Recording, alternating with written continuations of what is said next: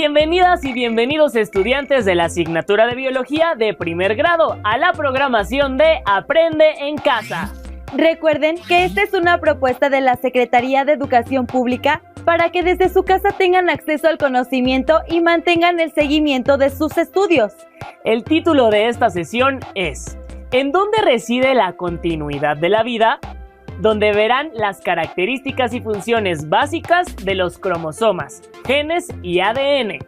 No olviden integrar en la carpeta de experiencias las ideas principales del tema, anotaciones y preguntas. Antes pensábamos que nuestro futuro estaba en las estrellas, ahora sabemos que está en nuestros genes. ¿Qué les parece esta frase de James Watson, uno de los descubridores del secreto de la vida? Iniciaremos con la estructura básica que nos conforma como seres vivos. Viajaremos al núcleo de nuestras células. Conoceremos sus características, componentes y funciones. Continuaremos con los cromosomas, contemplaremos su danza y llegaremos hasta nuestros genes. Veamos qué se almacena en el núcleo de la célula y cuál es su tarea. Tu cuerpo es una máquina perfecta, diseñada para caminar, correr y saltar, entre muchas otras cosas. Y esto es gracias a las células que lo conforman. Como sabes, tenemos diferentes tipos de células en cada uno de nuestros órganos y tejidos. Tenemos células de la sangre, células musculares, células óseas y células del cerebro llamadas neuronas. Y cada una, por diferente que sea, cumple una función vital en nuestro organismo. ¿Alguna vez te has preguntado quién dirige el funcionamiento de la célula?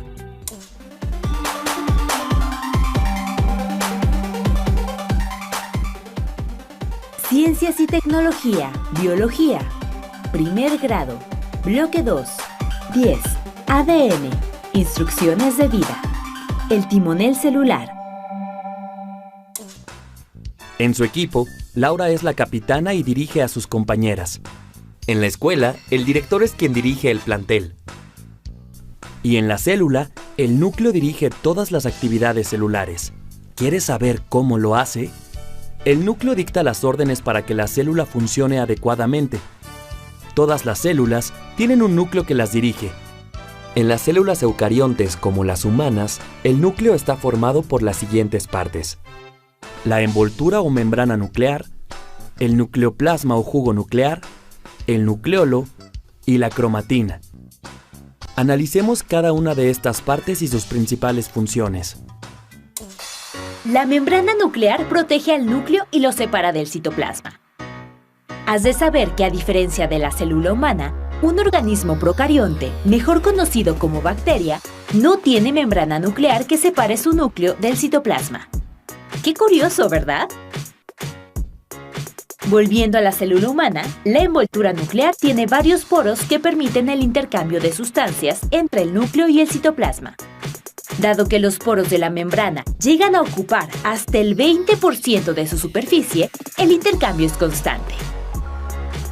Ahora bien, dentro de la membrana nuclear se encuentra el nucleoplasma, que es el contenido interno del núcleo. Y en el nucleoplasma se encuentra el nucleolo y la cromatina.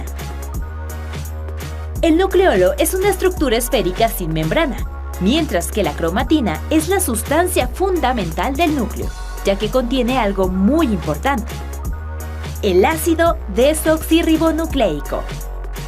Su nombre puede parecer complicado, pero no lo es, pues también se le conoce como ADN. Detengámonos un poco en él.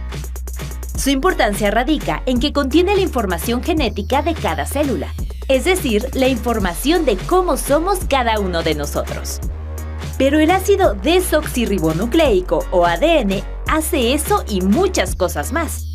Entre sus funciones dentro del núcleo de la célula destaca la de formar el ácido ribonucleico, llamado también ARN.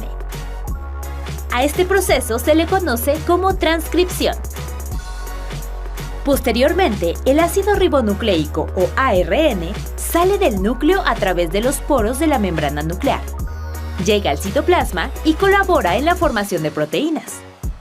A este proceso se le llama traducción.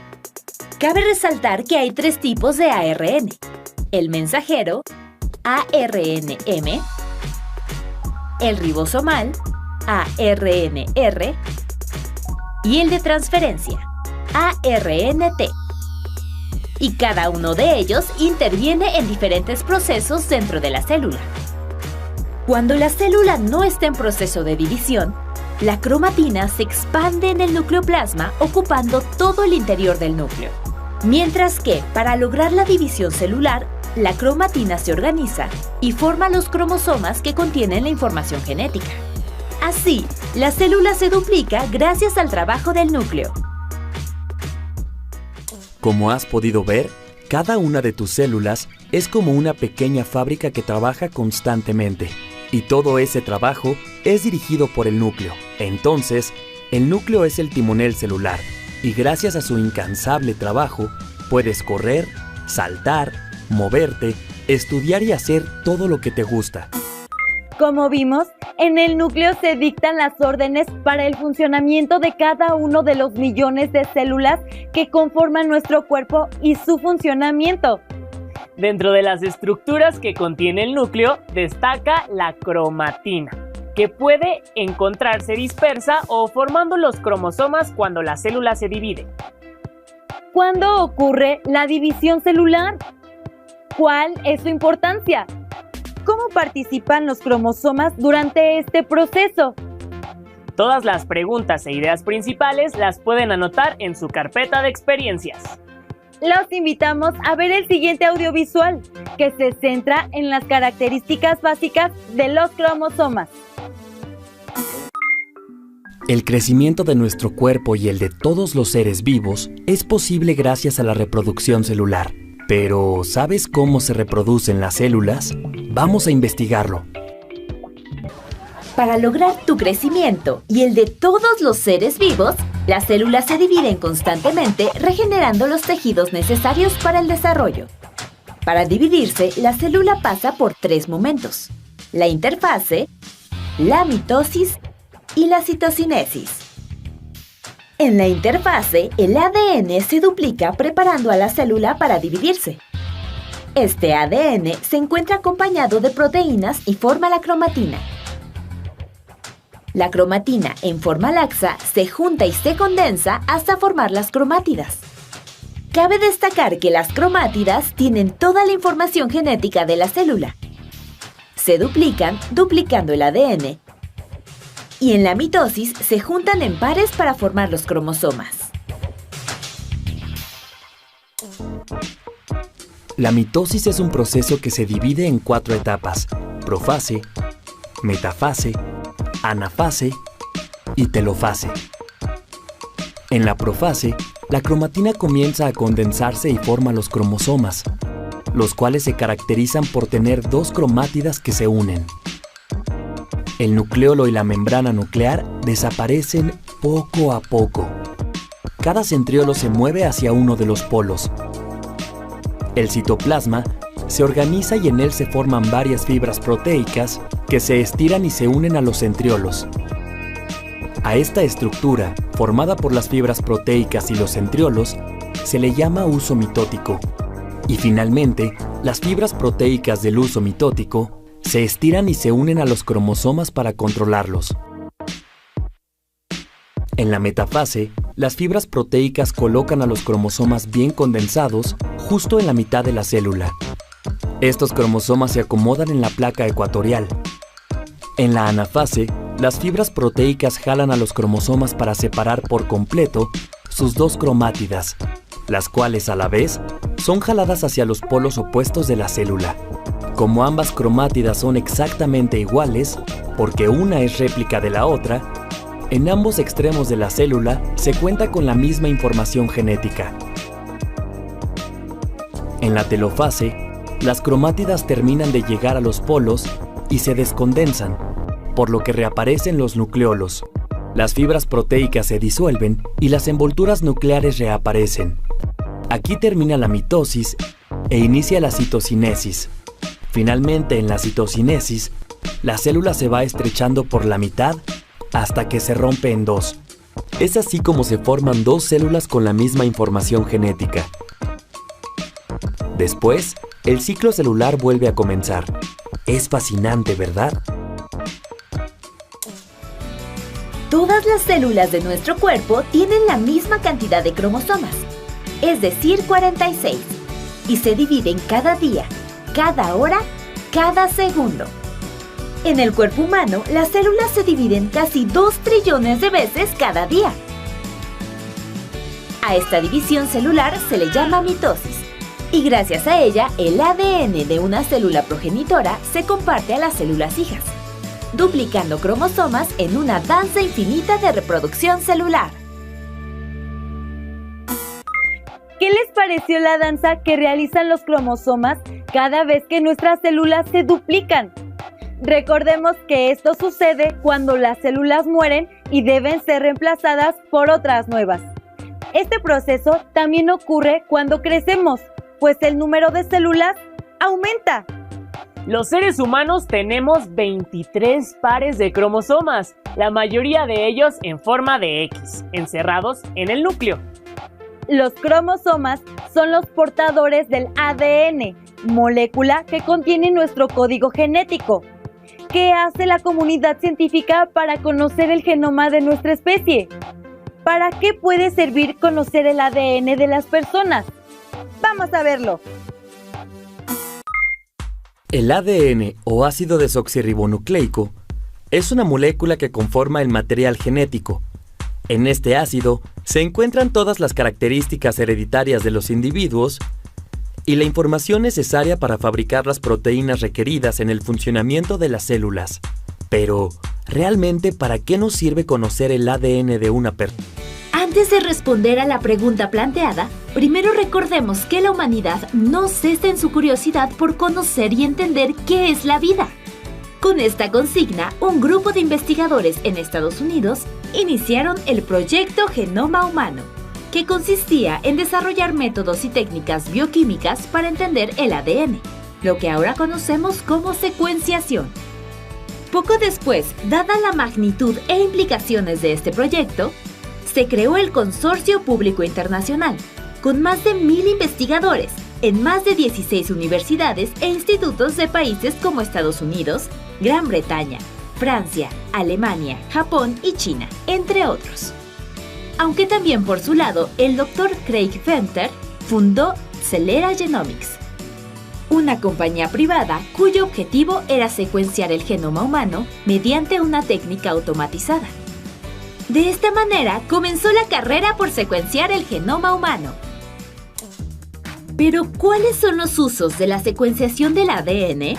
Gracias a la secuenciación, ahora es posible determinar el orden de los nucleótidos de una molécula de ADN.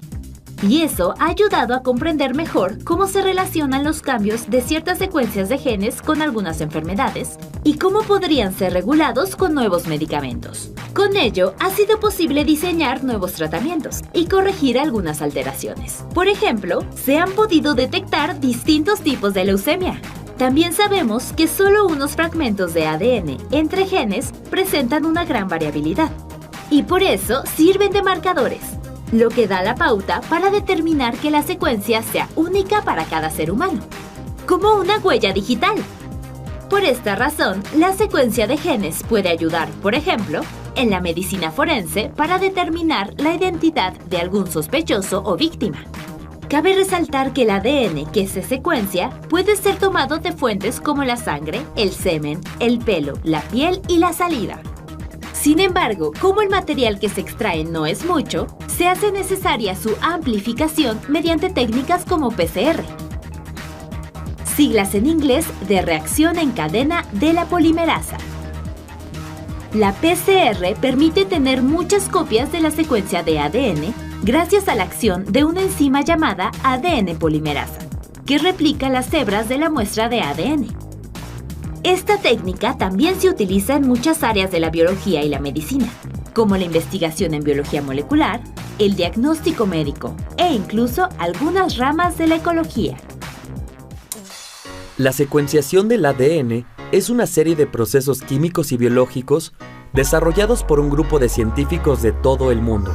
Y gracias a sus descubrimientos, fue posible desarrollar el procedimiento conocido como PCR, el cual, a partir de una mínima muestra de sangre o saliva, puede replicar la cadena de ADN, Conocer el ADN nos permite saber más sobre la herencia, las enfermedades, la identidad y el parentesco. Además, tiene varias aplicaciones científicas. Qué interesante ver que a lo largo de la doble hélice de ADN, los genes se encuentran ensartados, como perlas brillantes en un hilo. También es apasionante saber que el rápido avance de la tecnología y el intenso esfuerzo de la comunidad científica ofrecen la promesa de revolucionar los tratamientos médicos, crear nuevas terapias y curar enfermedades que en otros tiempos eran incurables. La secuencia de genes ha permitido leer el código de la vida, saber más acerca de la herencia biológica y conocernos más. Por ejemplo, saber que la diferencia entre un virus, un pez, un insecto, un ratón y un ser humano está en la secuencia de genes. ¿Cuál de todos los seres vivos creen que tiene más genes en su organismo? Escuchemos lo que dice el doctor Lascano. El color de ojos, el tipo de cabello, la apariencia física es producto de nuestra genética. Los genes, también conocidos como instrucciones, determinan todos los aspectos de un organismo. Pero ¿cuántos genes componen al ser humano? En la época, y estamos hablando de hace 15 años más o menos, todo el mundo pensaba que tendríamos unos 100,000 genes los humanos. Y entonces era un poco la extrapolación de un gen, una proteína, un gen, un rasgo de los seres vivos, un gen inteligencia, un gen rodilla, un gen preferencia sexual, esta cosa tan reduccionista, hasta que nos dimos cuenta que tenemos menos genes que algunos reptiles y que lo que hay es una edición de genes. Pero el cálculo que la mayoría de los científicos aceptaría es que tenemos unos 20,000 genes. Estos genes conforman el ADN o ácido desoxirribonucleico, que es la molécula informativa de la vida. Las moléculas del ADN están conformadas por 2 hélices torcidas y emparejadas. Cada hélice está compuesta por 4 unidades químicas denominadas bases nucleótidas: adenina, timina, guanina, citosina. El genoma humano contiene aproximadamente 3 millones de estos pares de bases, que se encuentran en los 23 pares de cromosomas dentro del núcleo de todas las células, que a su vez se pueden secuenciar. Pero hay un rejuego. Piense, por ejemplo, en la palabra hipótesis. Una tesis puede ser una tesis, digamos, de un estudiante de licenciatura, plagiada o no, o puede ser una hipótesis, le agrego el prefijo hipo, y entonces se convierte en una propuesta teórica sobre algo que puede ser. El lenguaje está lleno de eso, y la expresión de los genes funciona como una especie de lenguaje en ese sentido.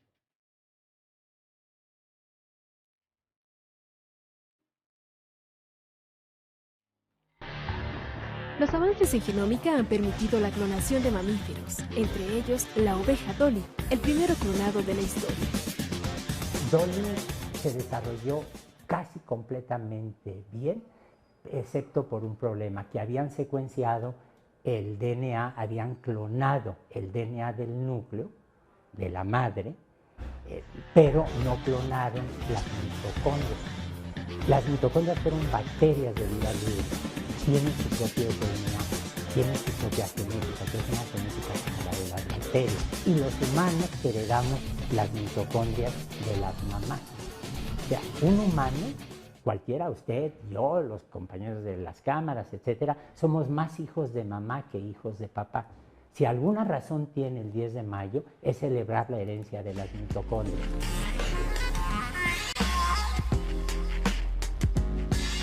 La gente ha querido clonar humanos desde hace décadas. Ha querido hacer experimentos al respecto extraordinarios.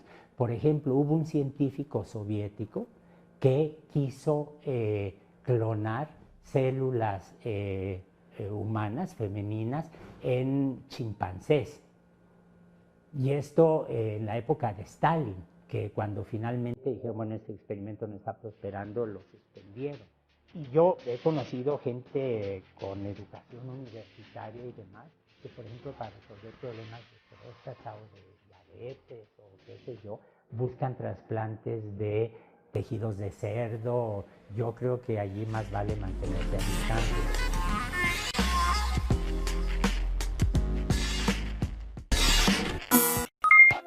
¿Qué fue lo que más les llamó la atención de esta última parte? Fue muy interesante saber que tenemos menos genes que algunos reptiles.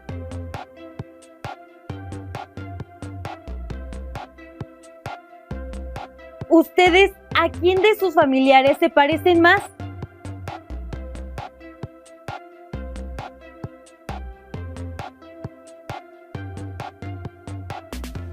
¿Cuál característica física es más común en su familia?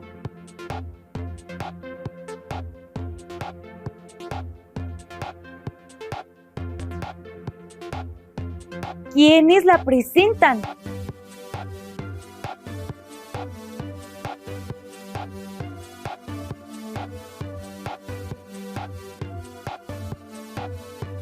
Elaboren un árbol genealógico. Incluyan a sus padres, abuelos y bisabuelos. Pueden realizar dibujos o describir en general rasgos personales como color de ojos, pelo, tipo de nariz, complexión, tipo de sangre o incluso manifestación de alguna enfermedad de origen hereditario. Guarden las notas de los aspectos más relevantes de esta sesión y su árbol genealógico en la carpeta de experiencias. Para conocer más sobre este apasionante tema, les recomendamos la lectura del libro de Horacio García Fernández.